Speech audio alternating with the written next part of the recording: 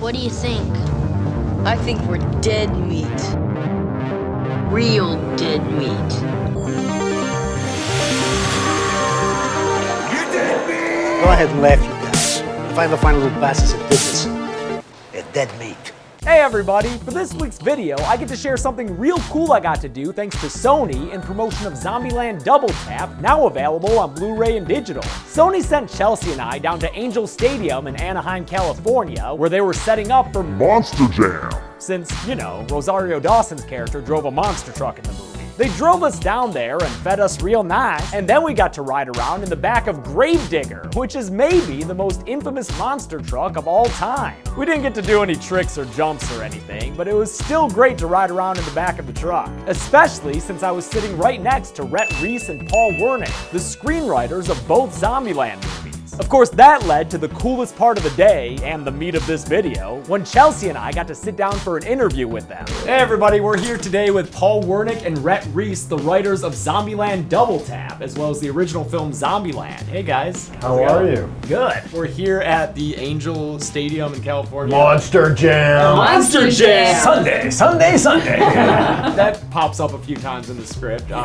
Was this an early idea for Zombieland Double Tap? It absolutely was. It was in the very first draft in 10 years ago. 2010. We always wanted a monster truck rolling over zombies, and that was one of the few ideas that stayed from start to finish. So you wrote the script or a first draft of it 10 years ago? Right after the first one came out.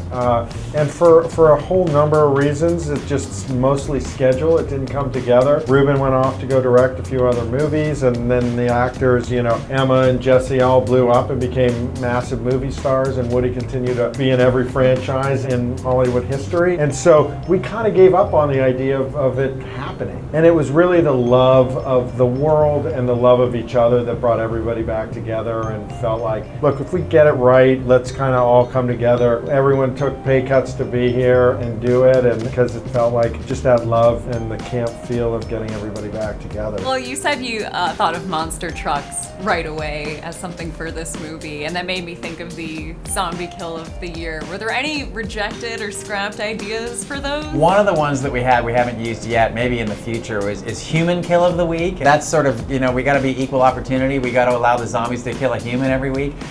So we had this one where there was this human trying to kill a zombie with a wrecking ball, and he swung the wrecking ball at the zombie, and he's back behind the steering wheel, and then the zombie kind of dodges it, grabs the wrecking ball, rides it back up to the cage of the construction vehicle, and jumps in and kills him instead. And we thought that is the perfect human kill of the week. So that's something we left, unfortunately. Zombieland 3? Yeah, maybe Zombieland 3. 10 years from now. So a lot of the movie, or at least the beginning of it, takes place inside the White House, which is a lot of fun. And Chelsea had a great question. I just was wondering if you could team up with any historical figure, like living or dead, to fight zombies, who do you think would be the most helpful? Oh gosh. Jesus, right? I mean, Jesus would be pretty Well, good. Abraham I'm not Lincoln religious. Abraham Lincoln was a vampire hunter, so maybe he could help with the zombies. I don't know. I think, again, You'd go I'm with Jewish, Jesus. and I'd still go with Jesus. I'd pick Roosevelt. Yeah, Teddy Roosevelt. Teddy Roosevelt. Yes, not Yeah, For sure. He'd like to hunt, so there Still you go. thinking Jesus. No one's going to be Top my Jesus. Jesus. Roosevelt could make a zombie national park. We can keep all the zombies there, and they can run free.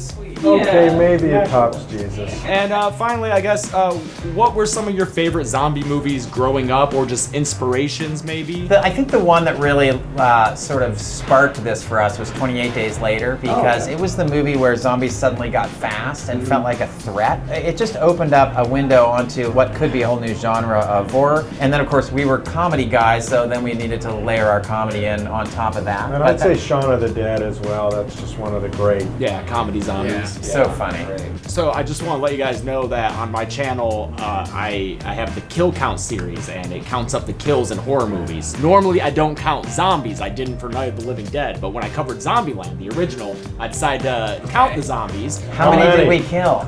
It was upwards of 100 something. Okay. We're way over that in the second one because of the thing, man. horde. It's tough to count. Yeah, we watched that, and I was like, this is impossible. Yeah, you lose count. It's like maybe 1,000. I don't know. Tough tough to say. I wanted to ask how many extras he had on set just to give me some kind of number to work with. It was, a lot of those were CG. visual effects. They have some extras and then they throw all the Copy CG. paste. They multiply them out. But yeah, I mean, it is interesting, the kill count. I mean, the kill count in Star Wars, by the way, they blew up billions of people on Alderaan, let's not forget. Like, so we don't feel like we're killers at all relative to even some children's type movies. Yeah, very gentle. Well, thanks so much for joining us here. Thank you guys. Thank you. Thanks for coming.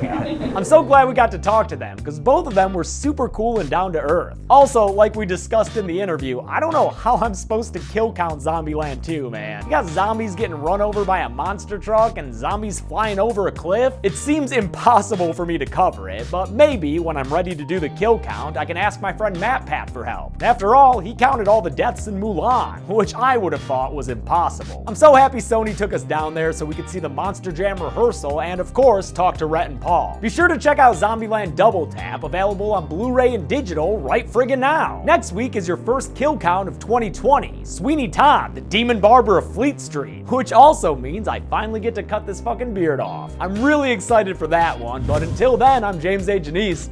This has been Dead Meat. Hey everybody, thanks a lot for watching this video. It's a little different than a supercut or a ranking video, but I thought it was fun. Also, by the time you're watching this, I'll be recovering from LASIK, so I don't have to wear contacts during filming anymore. My favorite part of getting the footage back from Sony is the shot of all of us loading into the monster truck. It ended up just being a shot of my butt. So thanks Sony for that shot of my butt. Thanks everyone, be butt people.